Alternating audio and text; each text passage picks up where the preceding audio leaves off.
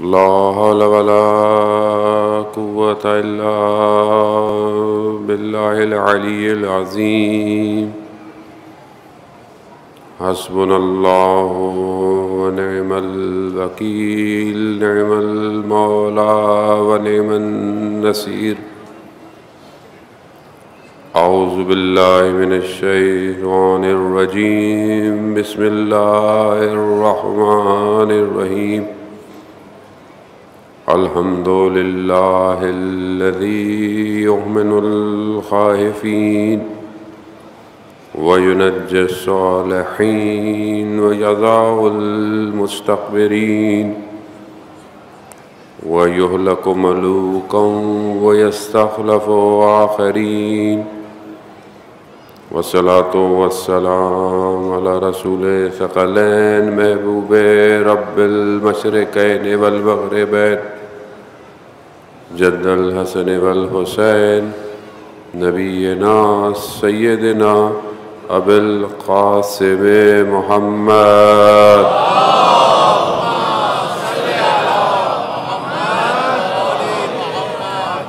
وعلى آله الطيبين الطاهرين المعصومين لا سيما بقية الله في الأرضين روحي وأرواحنا لتراب مقدم الفداء ولعنة الله على أعدائهم أجمعين بسم الله الرحمن الرحيم رب اشرح لي صدري ويسر لي أمري واحلل عقدة من لساني يفقهوا قولي أما بعد فقد قال رسول الله صلى الله عليه وآله وسلم أفضل الأعمال أمتي انتظار الفرج صلوات بيد محمد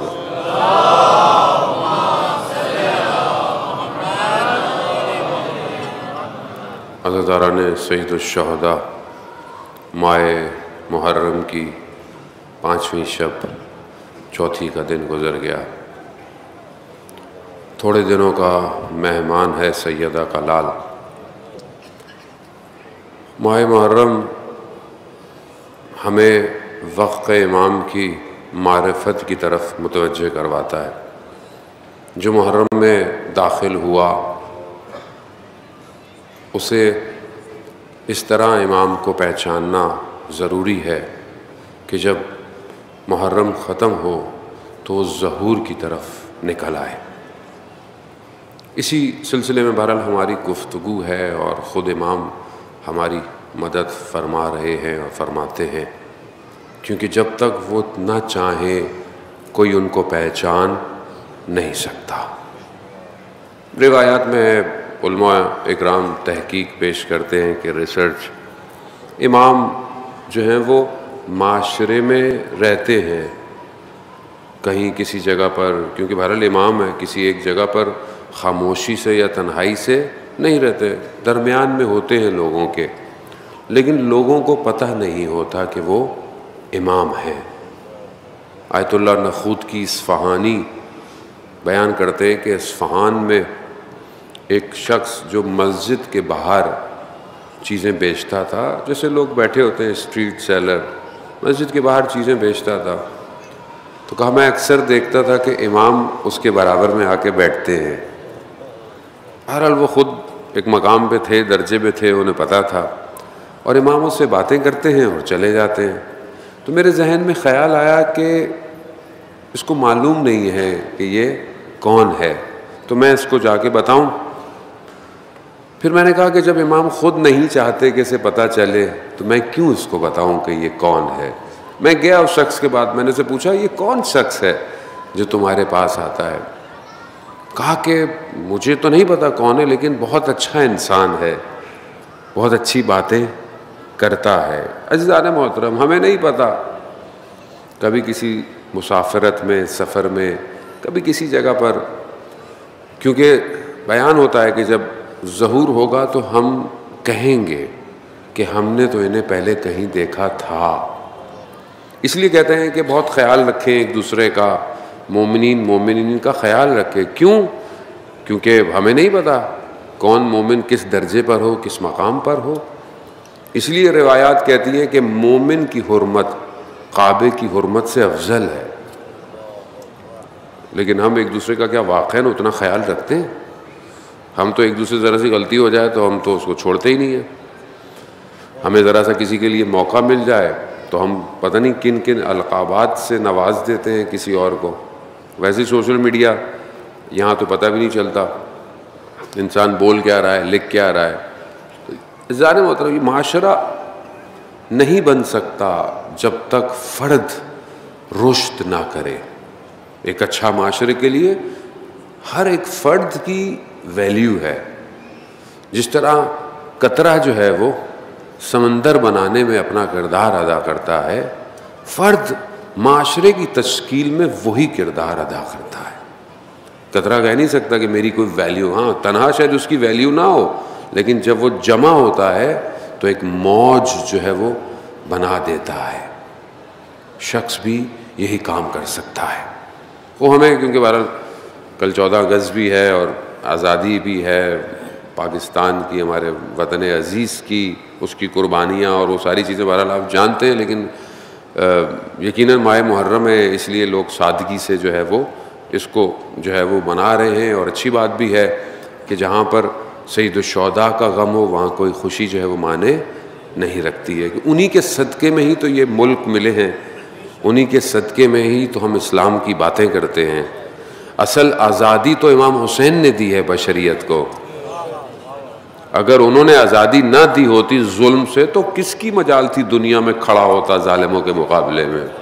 یہ سب امام حسین علیہ السلام کا کمال ہے. اور اسی صدقے میں ہم بھی دعائیں کرتے ہیں ہمارا ملک ترقی کرے، اس کے حکمران جو ہیں وہ واقعاً وقت امام کے لیے تیار ہوں، چاہے وہ ساری چیزیں ہوں. تو ہمیں بہرحال اپنا کردار ادا کرنا ضروری ہے. عزیزان محترم، امام کی گفتگو کی جہاں پر ہم بہرحال مختلف مکاتب فکر سے ہوتے ہوتے آئے، اور میں نے آپ کو پہلے بھی عرض کیا کہ ہر مکتبہ فکر جو ہے وہ امام کا منتظر ہے.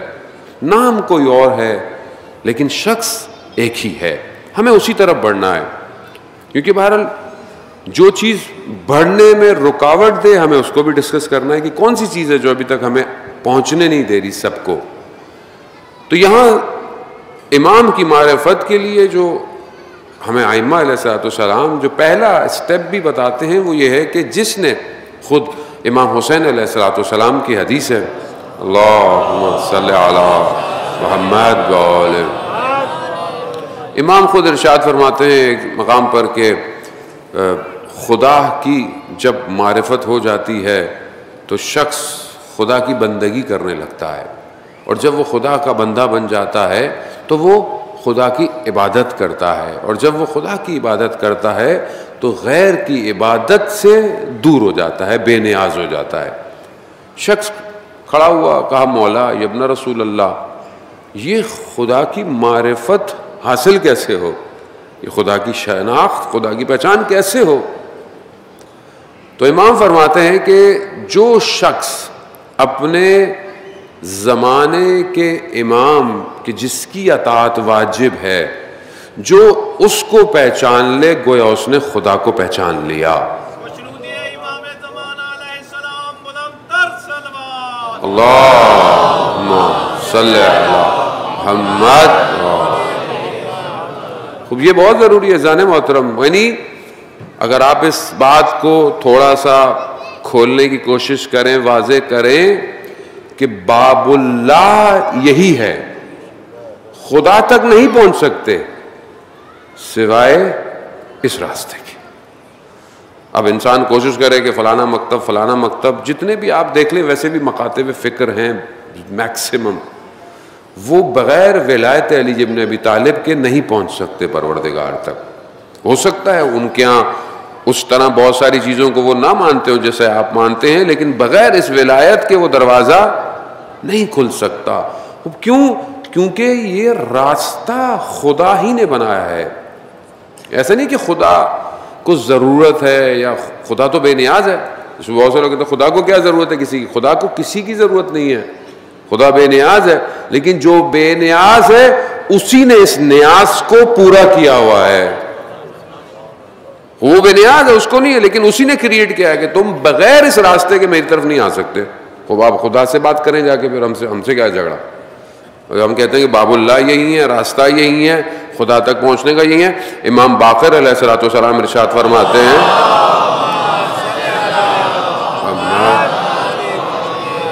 امام فرماتے ہیں کہ خدا ہمارے ذریعے سے، یعنی خدا نے چاہا کہ ہمارے وسیلے سے پہچانا جائے، خدا نے چاہا کہ ہمارے وسیلے سے اس کی عبادت کی جائے، خدا نے چاہا کہ ہمارے وسیلے سے جو ہے وہ ہدایت دی جائے. اب یہ خدا نے چاہا ہے، خدا چاہتا ہے. جب خدا حدیث قدسی میں کنتو کنزن مخفیًا، میں چھپا ہوا خزانہ تھا، میں نے چاہا پہچانا جاؤں، میں نے نور محمد کو خلق کیا. وہ اب خدا کی مرضی ہے، آپ خدا کو تو نہیں ڈکٹیٹ کر سکتے کہ وہ خدا ایسا کیوں کیا آپ نے. آپ کر لیں خدا کو ڈکٹیٹ، پھر قیامت والے دن پتہ چل جائے گا ڈکٹیشن کیا ہوتا ہے. نہیں کر سکتے. خسارہ دنیا والآخرہ دونوں ہے. اگر یہاں ولی الزمان کو چھوڑا آپ نے تو دنیا میں بھی خسارت ہے، آخرت میں تو خسارت ہے ہی، یعنی کچھ بھی نہیں ملنے والا. تو اب یہ جو معرفت ہے، یعنی خدا تک پہنچنا ہے، خدا کی معرفت، اس کے لیے ہم دعا پڑھتے ہیں ہمیشہ. جو ہم اکثر دعا بھی کرتے ہیں، اللہم عرفنی نفسک، خدا سے دعا کر رہے ہوتے ہیں، پروردگار تو اپنی پہچان، اپنی شناخت کروا. اگر تو نے مجھے نہیں کروائی تو میں تیرے نبی کو نہیں پہچانوں گا. پھر کہتے ہیں کہ پروردگار اگر تو نے مجھے اپنے نبی کی شناخت کروا، اپنے نبی کو پہچانوا مجھے. اگر میں نے اپنے نبی کو نہیں پہچانا تو میں تیری حجت کو نہیں پہچان پاؤں گا پروردگار. تو اللہم عرفنی حجتک، پھر تو مجھے اپنے حجت کی پہچان کروا، کیونکہ اگر تو نے مجھے اپنے حجت کی پہچان نہیں کروائی تو میں پھر گمراہ دنیا سے نہ چلا جاؤں. یہ دعا ہم پڑھتے ہیں ہمیشہ، پڑھنی چاہیے، یہ دعا مانگنی چاہیے خدا سے. تو یہاں مسئلہ کیا ہے کہ یہاں خدا نے ہی ان کو رکھا ہوا ہے. زیارت جامع کبیرہ کے جو امام نقی ہادی علیہ السلام سے جو ہے وہ اللہم صلی علی محمد، اگر آپ اس کا مطالعہ کریں کہ انشاءاللہ کرتے ہوں گے، اس میں دیکھیں تو بہترین، سب سے افضل ترین فضائل ہیں اہل بیت کے، ائمہ علیہ السلام کے، زیارت جامع کبیرہ. اس میں اہل بیت نے بتایا کہ ہم ہیں کیا، ہمیں کیا. اور اگر ذرا برابر بھی کسی کو ان ہستیوں کے بارے میں شک ہو، تردد ہو، کنفیوز ہو، تو ایگزٹ ہے اس کے لیے، نہیں آ سکتا. یہاں کامل ایمان لانا پڑے گا. تو آپ ابھی سوچ سکتا ہے کنفیوژنز ہیں، ابھی ہیں، لیکن جب آخری آ جائے گا سارے کنفیوژن دور ہو جائیں گے. لیکن اس کے لیے آپ کو اپنے آپ کو تھوڑا سا شرح صدر کرنی پڑے گی، یعنی اپنے آپ کو تھوڑا کھولنا پڑے گا. خوب اپنے آپ کو بالکل باؤنڈ نہ کریں فرقوں میں، آئیڈیالوجیکلی، خوب تھوڑا سا اوپن رکھیں، اتنا رکھیں کہ ہدایت کا راستہ کھلا رہے آپ کے لیے خدا کی بارگاہ میں. خوب یہ پہچان بہت ضروری ہے. خوب جب یہ شناخت ہوگی، اب یہ کتنی امپورٹنٹ شناخت ہے. ابو بصیر راوی ہے امام جعفر صادق علیہ السلام کی خدمت،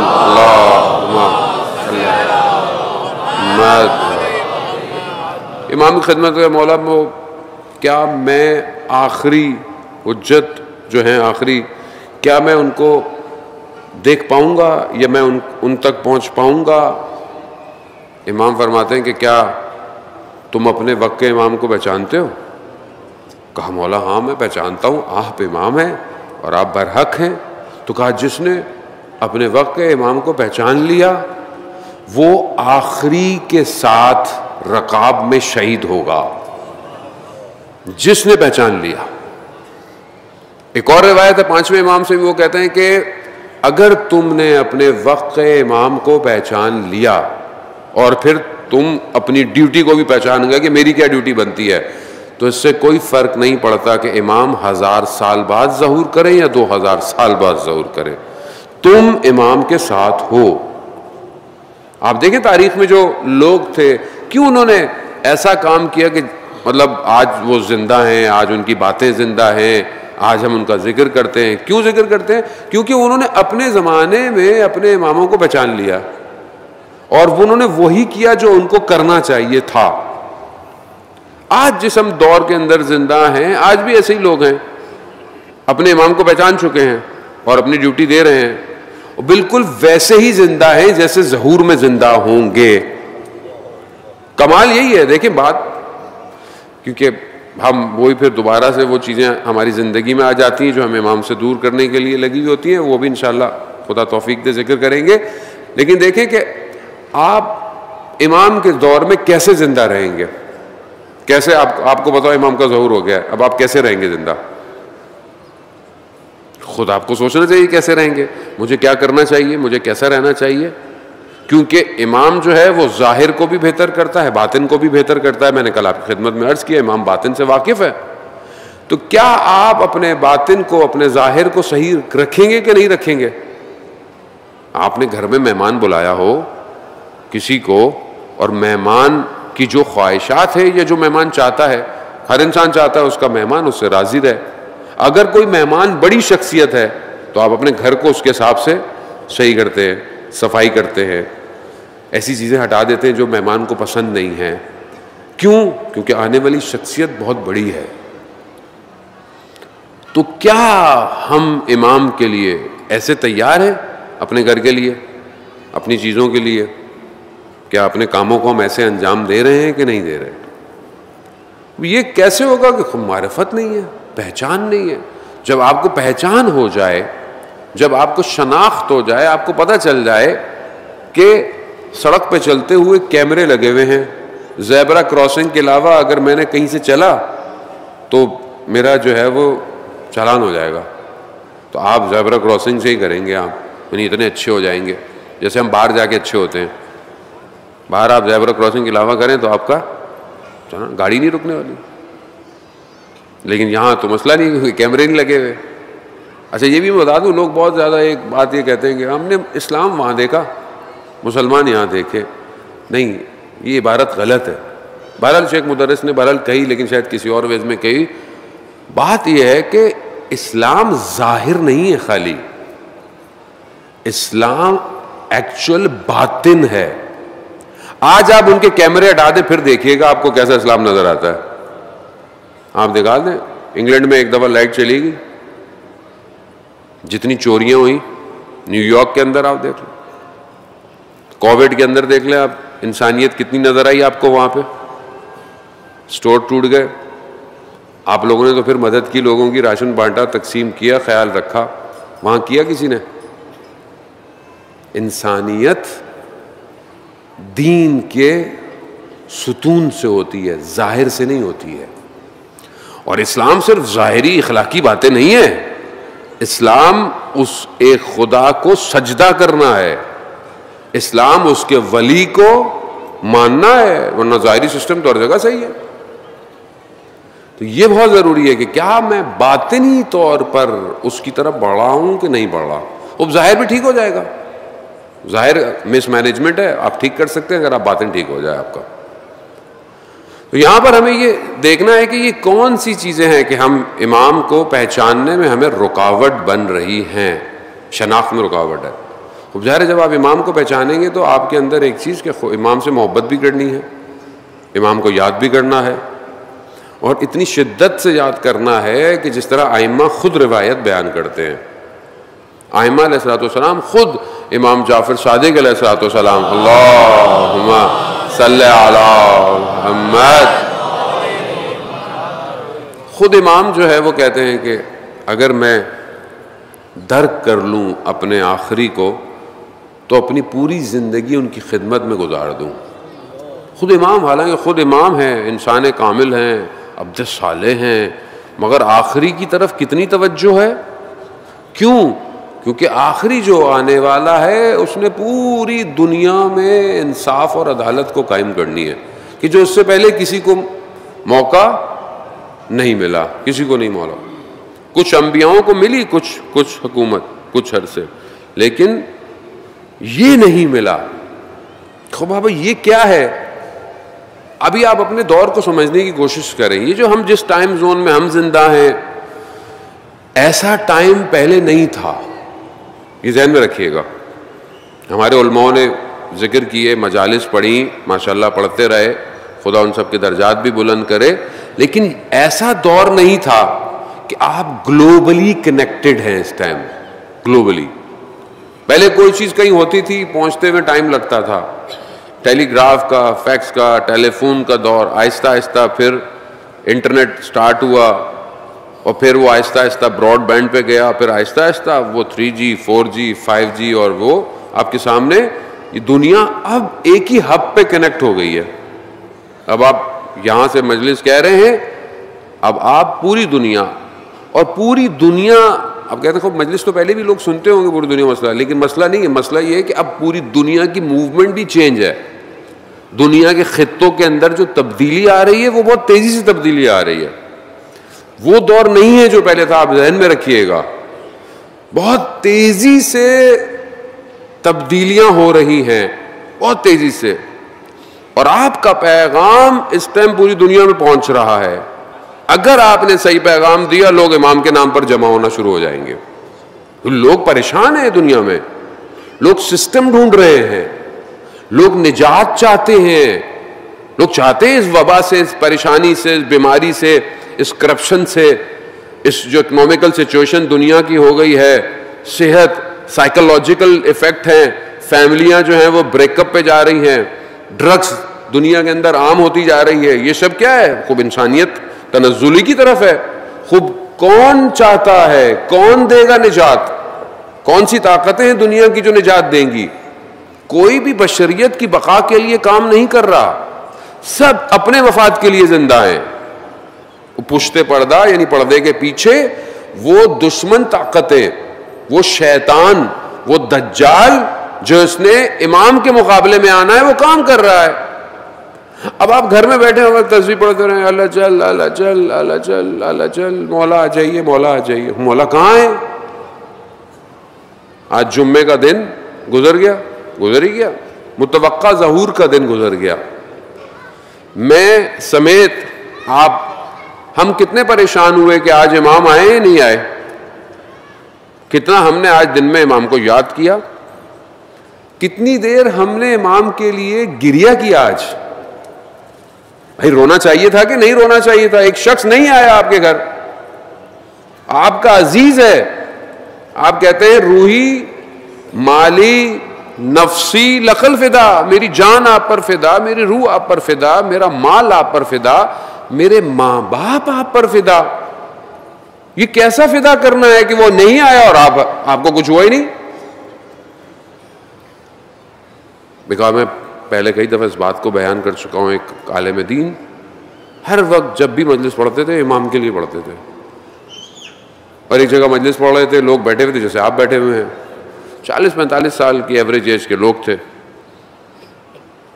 ان سے انہوں نے خطاب کیا، کہا کہ تم نے اگر گھر میں صحن میں اپنے مرغیاں پالی ہوئی ہوں اور تم اپنے گھر آؤ اور تمہیں تمہاری مرغیاں نظر نہ آئیں، یا یہ کوئی بھی پیٹ پالا ہوا ہو، کوئی جانور ہو، کبوتر، کوئی بھی چیز ہو، تمہیں نظر نہ آئے تو کیا کرتے ہو؟ اور میں اس کو پریکٹس کیا زندگی میں، دیکھا ہے. ایک چھوٹا سا پیٹ گھر میں کھو گیا، اب پریشان ہے، ڈھونڈ رہے ہیں، بلی لے گئی، کہاں لے گئی، کہاں گئی، درختوں میں ڈھونڈ رہے ہیں، خوب نیچرل سی بات ہے. تو کہا کہ اگر یہ مرغیاں تمہیں نہ ملیں تو کیا کرو گے؟ کہا دروازے میں کھولیں گے، دیکھیں گے باہر تو نہیں چلی گئیں. کہا باہر نہ ملیں، کہا گلی کے کونے تک جائیں گے. کہا گلی کے کونے پہ نہ ملیں، کہا بازار تک جاؤں گا، شاید وہاں نہ چلی گئی ہوں. کہا مرغیوں کی قیمت کتنی ہے؟ کوئی اتنی نہیں ہے. کہا جس کی قیمت نہیں ہے اس کو تم نے ایک دن نہیں پایا تو تم بازار کے کونے تک چلے گئے، 1100 سال سے ایک شخص نہیں آیا تمہارے گھر، اسے ڈھونڈنے تم نے ذرا سی بھی زحمت نہیں کی. بھائی اپنا دروازہ ہی کھول کے دیکھ لیتے کہ شاید مولا کہیں گلی میں تو نہیں ہے. یعنی یہاں کیا ہے؟ یہاں ہمیں ہمارے عمل میں اور ہماری زبان میں ہمیں تضاد نظر آتا ہے. یعنی یہاں اپوزٹ ہے. ہم زبان سے تو کہہ رہے ہیں مولا، لیکن ہم عمل سے پریکٹس نہیں کر رہے. یہی معرفت کی ضرورت ہے عزیزان محترم. اب آپ اگر بیٹھے رہیں کہ مولا آ جائیں تو مولا کیوں غیبت میں ہے؟ کیا وجہ ہے مولا کی غیبت کے اندر؟ اب یہاں یہ جو ہم ماہ محرم مناتے ہیں وہ اس لیے ہے. خود ایک امام کو کوفہ والوں نے بلایا, کہیں 12,000 ہے کہیں 18,000 ہیں, بہرحال مختلف روایات ہیں. خط لکھے گئے, خواص نے خط لکھے, جو خاص لوگ تھے انہوں نے امام کو بلایا تھا. عام لوگ بھی تھے لیکن خاص لوگ بھی تھے. خط لکھے, مولا آ جائیں ہم تیار ہیں. امام آئے, امام آئے. کہاں گئے لوگ؟ خوب کربلا یہی یاد دلا رہی ہے بار بار کہ دیکھو اب ایسا نہیں کرنا کہ الجل کے خط لکھو اور امام نہیں آئیں گے. خدا نے دیکھ لیا بشریت کو کہ میں نے 11 ہادی دیے, انہوں نے ان کے ساتھ کیا کیا؟ کہا 12واں نہیں بھیجوں گا جب تک تیار نہیں ہوگے. تیار ہو. کیسی تیاری کرے مولا؟ تیاری چاہیے. جیسے خوب قرآن آپ کو ریفلیکشن دیتا ہے, کیسی تیاری چاہیے. خوب حضرت موسیٰ علیہ السلام بنی اسرائیل منجی اور نجات کے لیے گریا کرتی رہی, پروردگار منجی بھیج دے. کیوں؟ فرعون نے جو حال کیا ہوا ہے قوم کا, وہ اتنا اس کا پلان کہ اسے جب پتہ چلا کہ ایک شخص پیدا ہوگا میری حکومت کو, اس نے کہا بچوں کو ہی مار دو. آپ کے سامنے قرآن ہے, قصے کہانیاں کہیں باہر سے نہیں ہے. قرآن احسن القصص بیان کر رہا ہے. سورہ یوسف میں کہہ رہا ہے میں احسن القصص بیان کر رہا ہوں تمہیں, یہ تمہاری عبرت کے لیے ہیں واقع. خوب حضرت موسیٰ کی پیدائش, میں لوگ کہتے ہیں خوب امام زمانہ جب پیدا ہوئے کتنا پہرا تھا 11ویں امام کے گھر کے آس پاس, خوب نہیں پتہ چلا پیدا ہونا ہے. ظاہر میں حضرت موسیٰ, قرآن کہہ رہا ہے خدا نے آخری کا انتظام سارے انبیاء سے کروایا ہے. جیسے حضرت موسیٰ کی پیدائش چھپی رہی ویسے امام زمانہ کی پیدائش بھی چھپی رہی. اللہم صلی محمد. خوب یہ شبہ میں آپ کی زندگی میں جو ذہن میں کوشچن آتے ہیں میں آہستہ آہستہ ان کے جواب آپ کو دینے کی کوشش کر رہا ہوں. ذہن محترم, یا بہرحال کسی اور کے ذہن میں سوال ہوں گے, اہل سنت برادران کے ذہن میں سوال ہوں گے. بہرحال سوال ذہن میں ہوتا ہے. پہلا میں نے آپ کو ایک دفعہ ایک مجلس میں جواب دے دیا, طول عمر کا, لمبی عمر ہونا کوئی بڑی بات نہیں ہے. ایک شخص آئے اور آپ کو اعلان کرے کہ پانی پہ چلنا ہے, اس نے, آپ بہت پریشان, سب لوگ جمع ہو جائیں گے, بھائی بڑا کوئی بڑی بات ہے پانی پہ. تھوڑی دیر میں وہ چل کے دوسرا ہے میں نے بھی پانی پہ چلنا ہے, تو آپ کا تعجب تھوڑا کم ہو جائے گا, آپ کے لیے تھوڑا کم ہے. پھر تیسرا شخص آئے, بولے میں بھی پانی پہ چل سکتا ہوں, تھوڑا اور کم. چوتھا ہے تو آپ ویلیو بھی نہیں دیں گے, بولے ہاں یہ تو ہر کوئی چلتا ہے پانی کے اوپر. پروردگار نے امام کی ولادت سے پہلے حضرت خضر لمبی عمر رکھتے ہیں, حضرت عیسیٰ علیہ السلام آسمان پہ, حضرت جو ہے وہ ادریس کو بھی خدا نے رکھا ہوا ہے. حضرت نوح کی عمر کتنی تھی؟ 2500 سال. خوب یہ کوئی ایسی بات نہیں ہے کہ خدا نہیں کر سکتا. جب خدا قرآن میں کہہ رہا ہے کہ میں تمہیں تمہارے مرنے کے بعد تمہیں دوبارہ زندہ کروں گا, قرآن میں ہے نا کئی جگہ پر, میں تمہیں دوبارہ اٹھاؤں گا, تم مر جاؤ گے, ختم ہو جائے گا سب, پھر بھی اٹھاؤں گا. اور پہلے میں نے تمہیں کیسے پیدا کیا تھا؟ ایک نطفے سے میں نے تمہیں پیدا کیا تھا, میں تمہیں اٹھا بھی سکتا ہوں. تو خدا جب اٹھا سکتا ہے تو خدا زندہ نہیں رکھ سکتا؟ تو یہ تو کوشچن ہی ختم ہو گیا. دوسرا خوب پیدا خدا قرآن میں کہہ رہا ہے میں نے حضرت موسیٰ کی ولادت کو مخفی رکھا. خدا ہے جو رشد دیتا ہے ماں کے پیٹ میں بچے کو, خدا کی مرضی ہے, خدا جیسے بھی کرے. پھر اس کے بعد اب چھوٹی عمر کے اندر یعنی کم سن کے اندر انسان جو ہے وہ امام, 5 سال کی عمر میں امام جو ہے وہ امام ہے. تو یہ کیسے ممکن ہے؟ خدا اس کا بھی جواب قرآن سے دے رہا ہے کہ جب حضرت مریم حضرت عیسیٰ کو گود میں لے کر آئیں تو انہوں نے سوال پوچھا, کہا اس سے پوچھو, ابھی گود میں بچہ ہے, کیا کہہ رہا ہے؟ حضرت عیسیٰ نے کیا فرمایا؟ میں اللہ کا نبی ہوں, کتاب میرے اوپر آنے والی ہے, سب کچھ ہے, خود قرآن ہے. تو خدا اپنے آخری ہادی کو بھی یہ سب کچھ دے سکتا ہے. لیکن اب یہ اس ٹائم کے اندر جہاں ہم یہ سب کر رہے ہیں عزیزان محترم, وہاں دوسری طرف ایک پورا سسٹم, جیسے یہاں حضرت موسیٰ کے مقابلے میں حضرت موسیٰ کی قوم نے اتنا خدا کی بارگاہ میں گریہ کیا کہ خدا نے حضرت موسیٰ کو بھیج دیا. کس کے مقابلے میں بھیجا؟ فرعون. قرآن کہہ رہا فرعون کے مقابلے میں آئے، حامان، قارون. 3 مختلف ٹرائنگلز. ایک ٹرائنگل ہے، اس میں مختلف استکبار، طاقت، قدرت ہونا، فائنینشلی سٹرونگ ہونا، قارون کا خزانہ ہونا، جادو، سحر ہونا، یہ سب کچھ اس زمانے کے اندر تھا.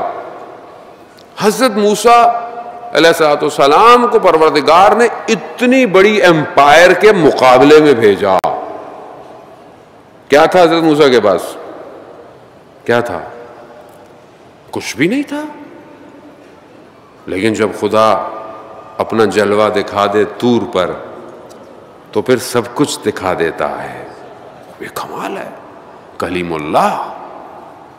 خوب حضرت موسیٰ آئے، لیکن حضرت موسیٰ کے مقابلے میں انہوں نے کیا کہا؟ انہوں نے کہا کہ قوم کو، لوگوں کو، کہ یہ سحر کر رہا ہے. یعنی جیسے ہم نے، وہ بھی اس زمانے میں جادو اپنے پیک پہ تھا، جادوگر آپ کے سامنے تھے. حضرت یہ بھی سحر ہے، یہ تمہیں دور کر دے گا، یہ تمہیں گمراہ. یعنی خود فرعون نے دین بنایا ہوا تھا، ایک پورا ریلیجن، ایک پورا دین تھا. اور وہ دین، اس دین کا کیا کام تھا؟ اللہ سے دور کرنا، لا الہ الا اللہ سے دور کرنا.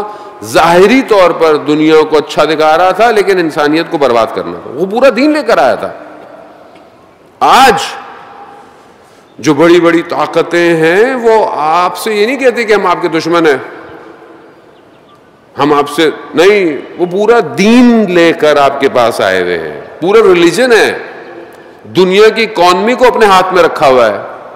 ساری چیزیں آپ خوف میں، قومیں، ملک اپنے آپ کو گھٹنے ٹیک دیتی ہے کہ ہماری اکانومی ختم ہو جائے گی، ہمارا سب یہ ہو جائے گا، ہمارا وہ ہو جائے گا. لیکن دین اس کا اگر آ گیا تو آج آپ کے سامنے معاشرے کے اندر آپ دیکھیں کہ کون کون سی چیزیں ہمارے ملک میں، ہمارے کلچر میں، ہمارے مذہب میں پینیٹریٹ کر گئی ہیں کہ جو دین کا حصہ نہیں ہے. کیوں؟ کیونکہ وہی سسٹم ہے جو حضرت موسیٰ کے سامنے آیا تھا. آج اگر ہم امام کے لیے معرفت حاصل کرنا چاہتے ہیں تو ہمیں اس سسٹم کو سمجھنا پڑے گا. صرف میٹھا میٹھا تو نہیں ہے نا. یہاں پہ تو آپ کو محنت تو کرنی پڑے گی. جانے کربلا سختیوں کی جگہ ہے. کربلا ابتلا اور امتحانات کی جگہ ہے. کربلا اپنے وجود کو اپنے امام کے گرد قربان کرنے کی جگہ ہے. خوب کربلا آپ سے یہی ڈیمانڈ کر رہی ہے، خوب آئیے آپ دیکھیں. خوب آپ بولے اتنا بڑا سسٹم دنیا کا، دنیا جو ہے وہ ای کامرس پہ جا رہی ہے، دنیا کرپٹو کرنسی پہ جا رہی ہے، ڈیجیٹل کی طرف جا رہی ہے. خوب میں کیا کر رہا ہوں؟ ایک منٹ میں صرف اسٹیٹسٹ کا جو ویب سائٹ ہے یا اس کی طرف سے ڈیٹا ہے، آپ سب ماشاءاللہ جوان ہیں، 1 منٹ میں آج کل کے دور کے اندر 500 سے زیادہ آرٹس جو ہیں وہ اپلوڈ ہوتے ہیں. 1 منٹ میں پتہ نہیں کتنے ملین میسیجز ٹرانسفر ہوتے ہیں، پتہ نہیں کتنے لاکھ سبسکرائبرز ہوتے ہیں، کتنے ملین لوگ لنکڈ ان پہ کنیکٹ ہوتے ہیں، کتنے جو ہے وہ دنیا میں اسٹیٹس ڈالتے ہیں انسٹا پہ، واٹس ایپ پہ. مطلب ایک منٹ میں اس سائبر ورلڈ میں یہ کام ہو رہا ہے. 1 منٹ میں کون کنٹرول کر رہا ہے اسے؟ حاکمیت کس کے پاس ہے اس کی؟ ہمارے پاس کیا ہے؟ یا اگر یہ بھی ہے تو اس کے اندر ہمارا شیئر کتنا ہے؟ ہم کتنا اپلوڈ کر رہے ہیں یا ہم صرف ڈاؤن لوڈ کر رہے ہیں؟ ہماری طرف سے بھی کچھ جا رہا ہے کہ نہیں جا رہا؟ لیکن آپ کچھ بھی کر لیں، دشمن کے میدان میں کھیلنا ناکامی ہے. یاد رکھیے گا، اگر آپ دشمن کے میدان میں کھیل رہے ہیں تو آپ کربلا کو نہیں سمجھے. پھر کربلا امام حسین علیہ السلام کا میدان ہے. امام نے اس وقت کے حاکم کو اپنے میدان میں بلا کر ہرایا ہے. बुलंद तरीन सलावत। अल्लाहुम्मा सल्ली अला मुहम्मद। नारे हैदरी। खूब समझने की कोशिश करें जाने मोहतरम। नहीं, इमाम को जबरदस्ती नहीं बुलाया गया करबला। इमाम ने करबला डिजाइन की है स्ट्रैटेजिकली। करबला को समझे। हमने पता नहीं क्यों इतने अरसे से इन अय्याम को पता नहीं कहां ले गए हैं हम। हमारा अपना कसूर है, किसी का कसूर नहीं। जाने मोहतरम, मकतब के अंदर कोई कमी नहीं है। मैं पहले भी आपको कई दफा, अगर कोई कमी है तो मेरे अंदर कमी है जो मैं डिलीवर नहीं कर रहा आपको। इमाम ने स्ट्रैटेजिकली करबला डिजाइन की है। कैसे डिजाइन की है? बूढ़ा शख्स भी लेकर आए हैं इमाम, जवान भी लाए हैं, बच्चा भी लाए हैं। ये सब प्लान सिस्टम है कि मैं ऐसा मैदान बनाऊंगा कि सदियां गुजरती जाएंगी, करबला रोशन होती जाएगी, नहीं रोक पाएगा कोई करबला को। यही तो खूबी है। दुश्मन के मैदान में आप जितना खेल लें आप कभी भी नहीं जीतेंगे। क्यों? मैदान उसका है। आपको अपने मैदान में दुश्मन को लाना पड़ेगा। इमाम को ऐसे लोग चाहिए। जाने मोहतरम, मैं जानता हूं काम सख्त है, आसान कोई नहीं है, लेकिन जब इमाम की तरफ बढ़ेंगे तो फिर कोई सख्ती नहीं है। फिर इमाम जाने, इमाम का काम जाने। आप अपना काम करें, इमाम अपना काम करेंगे। आपको अगर ये इमाम पर यकीन है कि ये सारी हवाएं, ये सारी फजाएं, ये सब इमाम के वजूद की वजह से हैं, तो फिर आपको क्या टेंशन है? आप बढ़े इमाम की तरफ। हम इमाम की तरफ बढ़ने से डरते हैं, असल में डर लगता है हमें। ये जिम्मेदारी आ जाएगी, कोई काम करना पड़ जाएगा इमाम के लिए, अपने काम छोड़ नहीं पाते। अज़ीज़ान मोहतरम, करबला यही पैगाम है। दुआ नुतबा आज हमने इंशाअल्लाह पढ़ी होगी। बहरहाल बात से जवानों के लिए कि दुआ नुतबा ज़ाहिरन देखने में थोड़ी सी बड़ी लगती है। ठीक है, आप पूरी नहीं पढ़ें, कोई मसला नहीं है। आप कोशिश करें 2 लाइनें पढ़ लिया करें जुम्मे वाले दिन, 4 लाइनें पढ़ लें, 5 लाइनें पढ़ लें, आदत डालें। इसी थोड़े पढ़ते पढ़ते आप पूरा भी पढ़ लेंगे, कोई मसला नहीं है। पढ़ें ज़रूर। हम उसके अंदर दुआ नुतबा में कहते हैं कि मौला, मैं जब आप ज़हूर करें तो मैं आपके गिर्द घूमूं। बस बहुत सारे लोग कहते हैं कि मौलाना साहब हमारी इमाम से मुलाकात कैसे हो, कब हो, हमें कोई वजीफ़ा दे दे कि हमारी इमाम से मुलाकात हो जाए। अगर इमाम से आपकी मुलाकात हो तो आप क्या करेंगे? चाहता तो हर कोई है ना कि अगर मेरी इमाम से मुलाकात हो तो मैं क्या करूँगा। एक आलिम दीन थे आयतुल्लाह बुरूजर्दी के ज़माने के। आयतुल्लाह बुरूजर्दी अपने ज़माने के मराजे जहान थे, बहुत बड़े मराजे थे। उन्हीं की मेहनतों की वजह से हिंदुस्तान में जो है वो तबलीग हुई उस ज़माने में। आयतुल्लाह बुरूजर्दी एक और आलिम दीन थे, उनसे कहते थे कि अल्लाह ने मुझे इतना कुछ दिया है, लेकिन मेरी मजलिस में वो बात नहीं है जो आपकी मजलिस में बात है। जो आप जब तकरीर करते हैं तो कुछ और है।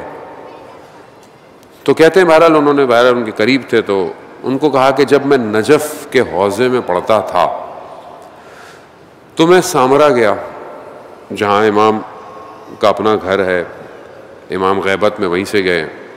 तो ज़ाहिर उस ज़माने में, और अभी भी वैसे ही है, लेकिन अब ज़ाहिर खाली हो गया इमाम हरम के करीब, सब कुछ लोग खाली हैं। वरना पहले था कि सब अहले सुन्नत ही रहते थे। सारे उस हरम को जो केयर टेकर थे वो सब अहले सुन्नत ही थे। तो कहा कि बहरहाल मैं गया तो बहरहाल वो एक अहले सुन्नत थे जो खादिम थे हरम के। रात को दरवाज़ा बंद हो जाता था। मैंने उनसे रिक्वेस्ट की कि मुझे रात को आज यहीं गुजारने दें। कहा रात हुई, उन्होंने दरवाज़ा बंद कर दिया। मैं हरम के अंदर बैठा हुआ, मैं ज़री के मुकाबले में 11वें इमाम की बैठा हुआ, 10वें इमाम वहीं पर हैं 11वें। कहा मैंने वहाँ पर इमाम से मुत्तसिल हुआ। मैंने कहा मौला, अरब का कानून है कि जब कोई किसी के घर आता है ना तो वो اپنے مہمان کی ہر خواہش کو پورا کرتا ہے. اور آپ جانتے ہیں کہ وہ سامرا جہاں پر حرم ہے وہ امام زمانہ کا گھر ہے، وہ امام زمانہ کا گھر ہے. باقی حرم ہی ہے لیکن وہ خاص امام زمانہ کا گھر ہے کیونکہ وہی جگہ ہے وہ. تو کہا مولا میں آپ کے گھر آیا ہوں. دوسرا عرب کا قانون یہ ہے کہ اگر کوئی کسی عرب کو ان کے باپ کا واسطہ دینا تو بھی وہ عرب اس کی ساری خواہش کو پورا کرتا ہے. کہا مولا آپ کے بابا کی زری کے مقابلے میں بیٹھا ہوا ہوں، کیا آرزو ہے؟ مولا اپنا دیدار کرا دے، مولا زیارت کرا دے. کہا میں یہ کرتا رہا، رات بیٹھا رہا. کہا رات کا کچھ پہر میں نے دیکھا دروازہ تو بند ہے، نور داخل ہوا، نور مجسم ہوا. میں نے دیکھا کہ امام تشریف فرما ہے. اب ہم اپنے آپ کو دیکھیں کہ ہم کیا چاہتے ہیں اور وہ کیا چاہتے تھے. امام آئے، امام نے میں نے سلام کیا، امام مسکرائے. امام نے کہا کیا چاہتے ہو؟ کہا مولا کچھ بھی نہیں، صرف آپ کی سلامتی چاہتا ہوں. اللہ اکبر، آپ کی سلامتی چاہتا ہوں. کہا نہیں ٹھیک مانگو. کہا نہیں. پھر امام نے دوسری دفعہ پوچھا کیا چاہتے ہو؟ کہا مولا کچھ نہیں چاہتا، صرف آپ کی سلامتی چاہتا ہوں بس. قربان. پھر امام نے کہا نہیں. پھر تیسری دفعہ جب امام نے پوچھا اس نے یہی کہا. امام فرماتے ہیں کہ تمہیں تو مانگنے کا سلیقہ بھی نہیں آتا، جاؤ ہم نے تمہیں علم دیا، ہم نے تمہیں علم دیا. کہا یہ آیت اللہ برجردی کو یہ اس علم کا نتیجہ ہے. عزیزان محترم، ہماری امام سے ملاقات ہو ہم کیا مانگیں گے؟ ہم امام سے کیا کہیں گے؟ آپ اس چیز کو پریکٹس کریں عزیزان محترم. خوب اگر امام سے ملاقات ہوئی تو کیا کریں گے؟ جسے لوگ ہم سے کہتے ہیں ہمارے تو چھوٹے سے طالب علم ہے، ہماری تو کوئی حیثیت اور اوقات بھی نہیں ہے. عزیزان محترم میں بار بار بات ہے، مجھے بہت شرمندگی ہوتی ہے. لوگ ملنا چاہتے ہیں، لوگ سلام کرنا. ایک تو یہ کووڈ ہے، ظاہر بہرحال آپ کو بھی خیال کرنا ہے، مجھے بھی خیال کرنا ہے. آج بھی میرے ایک عزیز کا انتقال ہو گیا، کل میں نے ان کے لیے دعا کرائی. بہرحال خدا ان کی مغفرت کرے، خدا سب کو صحت یاب کرے جو لوگ مریض ہیں. لیکن بہرحال میں بھی چاہتا ہوں ملنا، لوگوں سے ملنا، لوگوں سے بیٹھنا. میری کوئی حیثیت نہیں ہے، میری کوئی اوقات ہی نہیں ہے. اس کے بعد یہ سب کچھ میں دیکھتا ہوں آنا جانا، مجھے بہت شرمندگی ہوتی ہے. میں واقعاً اپنے آپ کو قابل نہیں سمجھتا ان ساری چیزوں کے جو ہے، جو ہوتا ہے. اور میں آج اپنے دوستوں سے بات کر رہا تھا، علماء جو دوسرے ممالک میں تبلیغ مجلس پڑھ رہے تھے، افریقہ میری بات ہو رہی تھی. آپ یقین کریں مطلب میں ان کو بتا رہا تھا کہ مطلب یہاں پر حالات پاکستان میں مختلف ہوتے ہیں. وہاں آرام سے آدمی آرام سے سادہ سا آتا ہے، مجلس پڑھتا ہے، چلا جاتا ہے.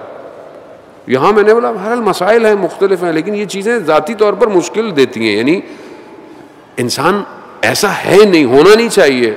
ہم نے اولیاء خداؤں کو دیکھا، آرام سے جاتے ہیں، آرام سے آ جاتے تھے. لیکن کیا کریں، پھنسے ہوئے ہیں، مشکلات ہیں. اب آپ اگر مجھے ملیں، سلام کریں، چلے جائیں، اچھی بات ہے. لیکن کیا ہم امام کی زیارت کریں؟ امام سے کہیں گے مولا ہاتھ چومنا چاہتا ہوں. امام بولیں چوم لو. چوم لیا ہاتھ. پھر امام کو کہیں امام التماس دعا، گھر چلے جائیں گے، امام کو چھوڑ کے چلے جائیں گے. دعائے نصبہ کے جملے یہی ہیں کہ جب میں آپ کو پاؤں، آپ کے گرد گھوموں، جب تک آپ کامیاب نہ ہو جائیں. عزیزان محترم، یہ ہے معرفت امام. اسی کو پہنچنا ہے. اسی کے لیے ہم لوگ یہ چند دن جو ہے وہ یہاں جمع ہوتے ہیں. وہ آپ دیکھیں کہ امام کے لیے ہی اصل میں کریا ہے. تہران میں رہنے والے ایک شخص کے جو چھوٹی سی دکان تھی لیکن بڑے بڑے علماء ان کی خدمت میں آتے تھے، بیٹھتے تھے، پوچھتے تھے کہ آپ کی امام سے ملاقات، کیونکہ ان کے بارے میں کہتا تھا کہ ہر ہفتے ان کی امام سے ملاقات ہوتی تھی. تو ان سے ایک عالم دین نے سوال کیا کہ آپ امام سے کیسے ایسا ہوتا ہے ہر ہفتے؟ کہا امام نے خود بھی فرمایا ہے کہ اگر میں نہ آؤں تم سے ملنے تو میں جانتا ہوں تمہاری جان نکل جائے گی، اتنا عشق ہے امام سے۔ تو کہا اس مقام پہ کیسے پہنچے، کیسے مولا؟ کہا میں نے خواب میں رسول خدا کو دیکھا اور میں نے رسول خدا سے کہا کہ یا رسول اللہ مجھے اپنے آخری فرزند کی زیارت کروا دیں۔ کہ رسول خدا نے فرمایا کہ تم وہی کرو جو ہمارا آخری فرزند کرتا ہے، تو تمہاری زیارت ہو جائے گی۔ کہا آخری فرزند کیا کرتا ہے یا رسول اللہ؟ کہا ہمارا آخری فرزند صبح اور شام حسین پر گریہ کرتا ہے۔ یا امام زمان، آج آپ کا دن ہے، ہر روز ہی آپ کا ہے۔ یہ مجلس کے اصل بانی آپ ہیں، اصل صاحب عزا آپ ہیں، اصل عزاداری کے وارث آپ ہیں، اصل غم آپ کو ہے۔ ہم تو پرسہ دینے آتے ہیں مولا، بس قبول کیجئے گا۔ کو امام حسین پر میرا وقت کا امام گریہ کرتا ہے، صبح اور شام گریہ کرتا ہے، کیونکہ میں آپ کربلا سنتے ہیں، وقت کا امام کربلا کو دیکھ رہا ہے، دیکھتا ہے کس مقام پر کب کیسے کیا ہوا، کہاں میرا مولا پیاسا زخموں سے چور کب کہاں بیٹھا ہوگا۔ ہم تو در و دیوار میں پھنسے ہوئے نا، ہم جب جاتے بھی ہیں تو بھی ہم سمجھ تھوڑی سکتے ہیں۔ ہم تو جب بھی جاتے ہیں بس ہم جگہوں کو ایسے بس کاؤنٹنگ پورا کرتے ہیں۔ یہ امام جانتا ہے کہ کس طرح ایک بدن کو اٹھا کر خیموں کی طرف لاتا ہوگا حسین۔ چند دن کا مہمان رہ گیا ہے حسین، کتنی محنت کی آپ نے، کہاں سے آپ آتے ہوں گے، کتنی مشکلات سے آتے ہوں گے، بیٹھتے ہوں گے، مولا کی مجلس سننے آئے ہیں، جگہ کوئی بھی مل جائے، زمین مل جائے، روڈ مل جائے، پتھر مل جائے، کوئی فرق نہیں پڑتا۔ کیوں نہیں پڑتا؟ کیوں خاک پہ آپ بیٹھ جاتے ہیں؟ کس نے کہا ہے آپ کو خاک میں بیٹھنے کو؟ کیوں آپ کو تکلیف نہیں ہوتی خاک میں بیٹھتے وقت؟ کیونکہ آپ جانتے ہیں نا میرا ارباب کربلا کی خاک میں نہ جانے کہاں کہاں بیٹھا ہوگا۔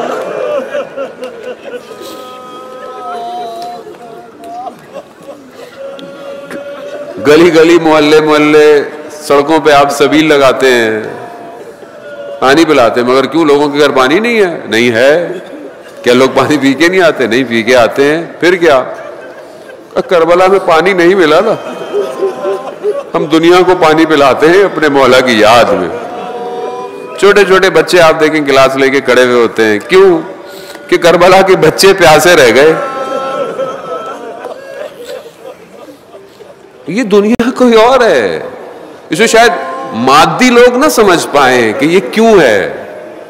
یہ آپ اربعین پہ جائیں انشاءاللہ کہ آپ کو پتہ چلے گا، ایک چھوٹی سی بچی راستے میں کھڑی ہوئی صرف ٹیشو پیپر دے رہی ہے آپ کو، وہ بھی ٹیشو پیپر، ہاں اس کے پاس بس وہی ہے، وہ چاہتی ہے میں بھی کچھ حصہ ڈال لوں، ظاہر ہے امام حسین میں کچھ دے دوں۔ کیوں؟ کیونکہ یہ امام کا ظاہر ہے۔ اللہ اکبر، امام کا۔ ہاں عزاداران محترم، بس آپ نے گریہ کیا، جمعے کا دن واقعہ ہے، امام کے لیے گریہ کریں، امام کی دوری کے لیے گریہ کریں۔ عزیزان محترم، تڑپیں گے نہیں آپ، یقین کریں، میں نے روایات دیکھی، میں نے علماءوں کو پڑھا، میں نے دیکھا کہ جب تک تمہارے وجود سے چیخ نہیں نکلے گی امام نہیں آئے گا، نہیں آئے گا، امام نہیں آئے گا۔ چیخیں ندبے کریں، کہاں ہے وہ، کہاں ہے جو زمین اور آسمان کے متصل ہونے کا سبب ہے، کہاں ہے جو کربلا کا بدلہ لے گا، کہاں ہے جو اولیاء کی عزت ہے، کہاں ہے جو دنیا کے حاکمانوں حکمرانوں کو ذلیل کرے گا۔ ہاں زیادہ محترم، بس ایک نامہ، ایک خط کوفہ پہنچا۔ اب دیکھیں امام اگر بلاتے ہیں تو کیسا بلاتے ہیں، اور کوئی آئے امام کی طرف تو اسے کیسا آنا چاہیے۔ کربلا والوں نے ہمیں راستہ بتایا ہے۔ امام کا خط جب کوفہ پہنچا تو اپنے دوست کو کہ جو امام کا قدیمی دوست ہے، پرانا دوست ہے، کون؟ حبیب ابن مظاہر، خط پہنچا. خط کی عبارت کوئی بہت بڑی نہیں تھی، بس سلام ہے اور یہ کہا ہے کہ ہم آ گئے ہیں، اگر تم ہمارے پاس آ جاتے ہو تو آخرت میں رسول خدا شفاعت کریں گے تمہاری. واسطہ کیسا دیا؟ ریفرنس. اب کہتے ہیں کہ حبیب اپنے وجود میں اتنا تیار تھا کہ جیسے ہی دیکھا اپنے مولا کا خط، وجود تڑپنا شروع ہو گیا. تڑپنا شروع، یہ پریکٹس ہے جانے محترم، میری تڑپنا شروع ہو گیا. بیٹھا نہیں گیا حبیب سے.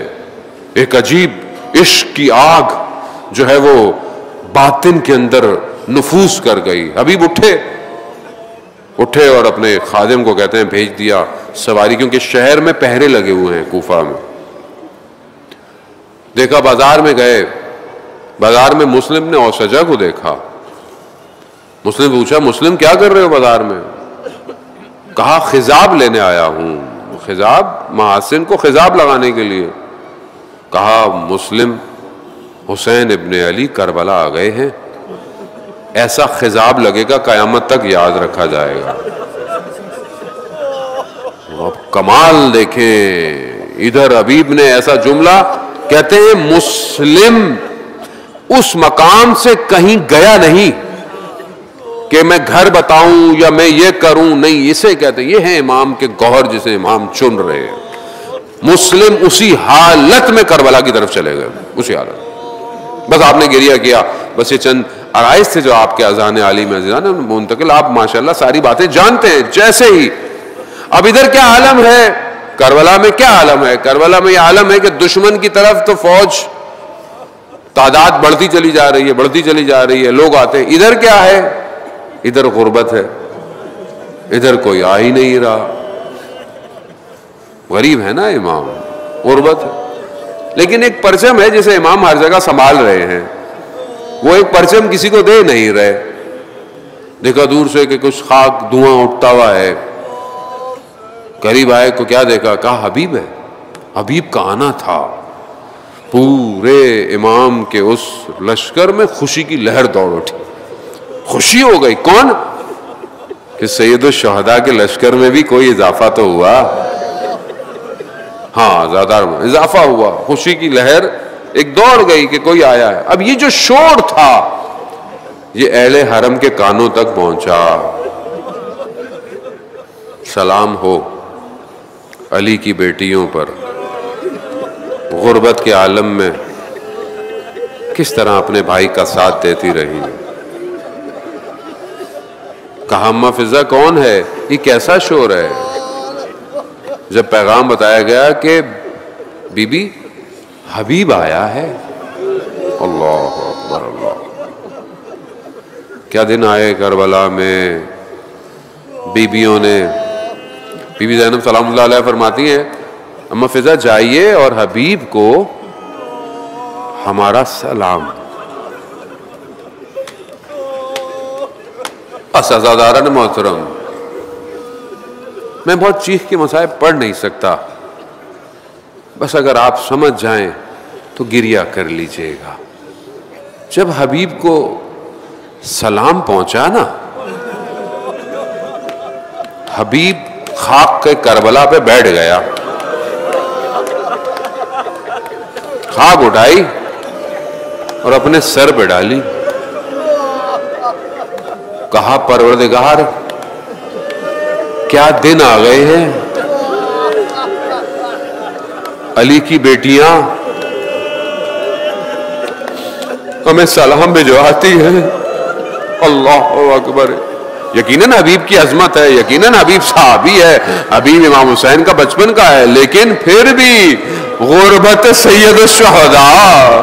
میری بیوی جانتی تھی کہ میرے بھائی کے لشکر میں اضافہ ہوا ہے، حبیب کے آنے سے میرے بھائی کے وجود میں خوشی ہوگی، میں بھی سلام بھجوا دوں. ہاں زاداران محترم، حبیب بھی روزے عاشورہ لڑا، مسلم ابن اوسجہ بھی لڑا، لیکن کمال ایسا کہ مسلم جب گرا، مسلم جب گرا حبیب کا دوست ہے، حبیب پہنچے بدن پر، بس آخری چند جملے اور آپ سے التماس دعا. حبیب گرے، حبیب پہنچے، کہا مسلم وصیت، کوئی وصیت ہے؟ حالانکہ حبیب جانتے ہیں کہ انہوں نے بھی نہیں رہنا، لیکن دوست ہے، وصیت ہے. مسلم نے امام حسین علیہ السلام کی طرف اشارہ کیا، کہا حبیب اسے کہتے ہیں اصحاب امام حسین. حبیب اشارہ کیا، جب تک زندہ ہو امام حسین کا ایک بال نہ ٹوٹے. ہاں زاداران محترم، یہی تو کمال ہے، یہی تو کمال ہے کہ وہاب ابن کلبی جب لڑا اس کی گردن کٹ گئی. 17 دن کا مسلمان، 17 دن اس کی شادی کو ہوئے، 6 دن مسلمان ہوا، گردن کٹ گئی. دشمن نے گردن کو اس کی ماں کی طرف دیا، اس کی ماں نے گردن اٹھائی اور دشمن کی طرف پھینکی اور کہا کہ جو ہم دے دیتے ہیں وہ لیتے نہیں.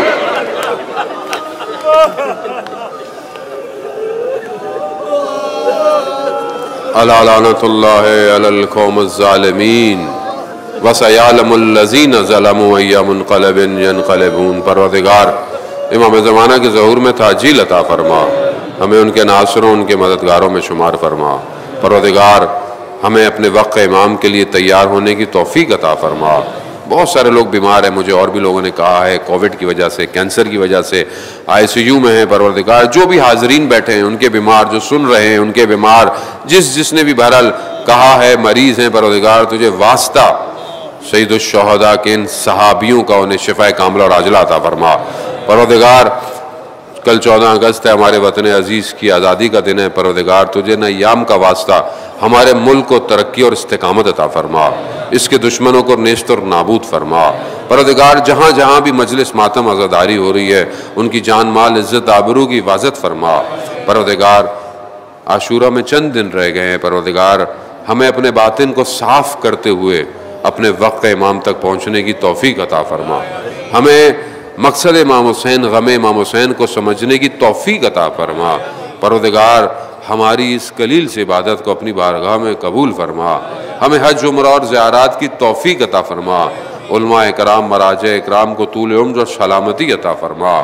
جو بھی ان مجالس میں، عزاداری میں، پولیس، انتظامیہ، سیکیورٹی، اسکاؤٹ، جو بھی ہے، لوکل گورنمنٹ، لوکل جو جتنے بھی لوگ، میڈیا والے، ساؤنڈ والے، جو اپنا کردار ادا کر رہے ہیں دور دور جہاں جہاں بھی پوری دنیا میں، پروردگار تجھے واسطہ ان ایام کا انہیں اپنی بارگاہ سے اجر کثیر عطا فرما.